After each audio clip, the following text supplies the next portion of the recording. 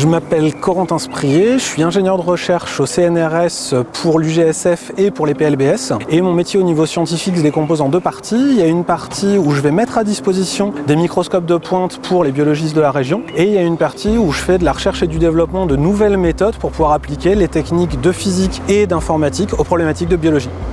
Ce qu'il y a d'intéressant sur ce que je fais, c'est que je ne vais pas être forcément le meilleur biologiste ou le meilleur physicien sur un sujet. Par contre, je vais être capable de comprendre les problématiques des biologistes, de comprendre les outils développés par les physiciens, par les informaticiens, et déjà trouver l'outil le plus adapté pour répondre à une question, et aussi d'optimiser et de faire évoluer cet outil pour une problématique donnée. Et ça, je pense que c'est la spécificité de mon profil et de ma formation.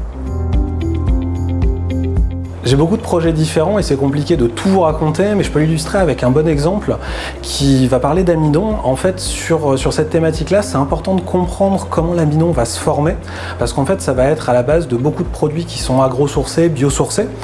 Et donc, pour ça, faut bien comprendre au niveau moléculaire comment ça fonctionne. Et donc, pour ça, on a développé avec plusieurs collègues une nouvelle stratégie où on va utiliser donc des nouvelles méthodes de microscopie qui vont nous permettre de faire des images de ces grains d'amidon, mais également des stratégies d'analyse qui vont être basées sur des méthodes en intelligence artificielle et qui vont nous permettre en automatique d'aller déterminer la taille et la forme de nos grains d'amidon.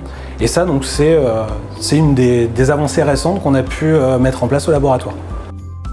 Ça, typiquement, c'est un projet où, en discutant avec les biologistes, je me suis rendu compte qu'il leur manquait un outil qui soit rapide et efficace pour pouvoir quantifier la taille et la forme de leurs grains d'amidon.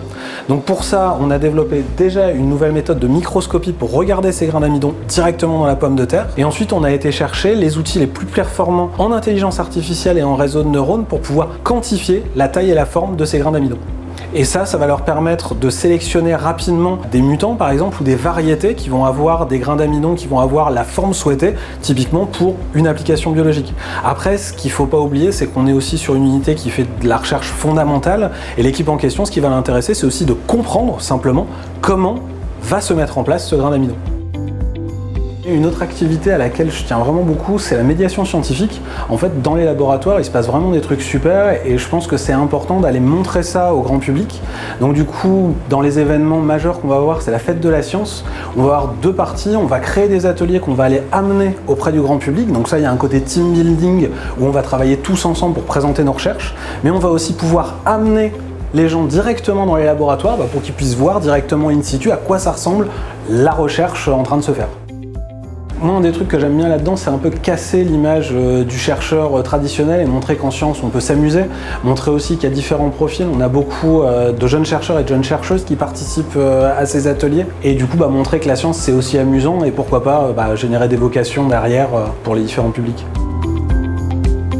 Donc la médaille de cristal du CNRS, pour moi qui a un parcours interdisciplinaire, qui est un peu atypique, donc moi je le trouve très cohérent ce parcours, mais le fait d'avoir mon employeur qui reconnaît la qualité de ce travail, mon investissement, c'est une validation, c'est une reconnaissance, et ça fait plaisir.